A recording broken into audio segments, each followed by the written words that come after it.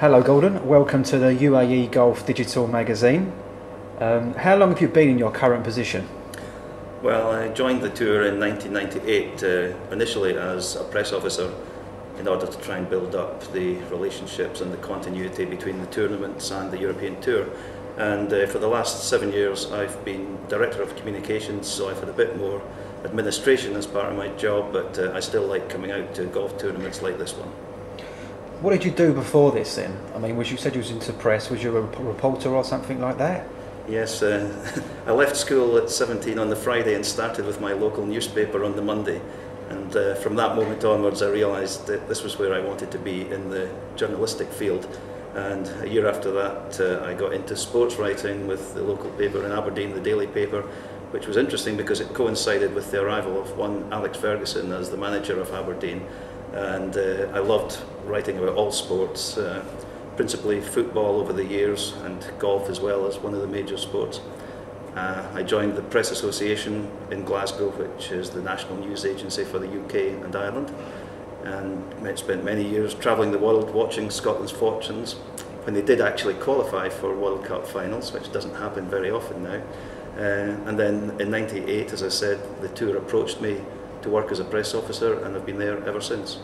So it's quite an easy transition for you, really. Yeah, well, I'd always enjoyed watching international sport from the outside looking in, and when Ken Schofield, who was the chief executive before my current boss George O'Grady, came along, he knew me well from my days in Scotland, and I just thought, well, it's a great opportunity to be part of a sport on the inside and see how the administration works on the inside looking out. And it's been very helpful all the years, 20 odd years as a journalist, because I would like to think I know what the journalists want when we come to tournaments, and we try to have a good working rapport between the players and the media and the tour, and we're probably the intermediaries in all of this. Do you think the European Tour can improve their media? Can always improve, and I think that's what we're trying to do.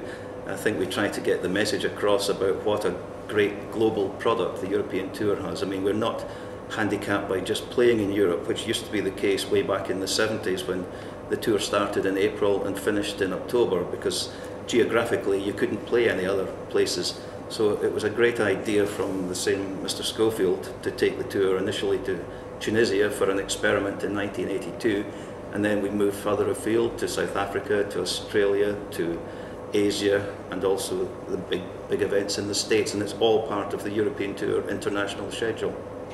Can you remember any moments or special press conferences that you was part of? Anything stick in your mind? Yeah, there's many of them actually.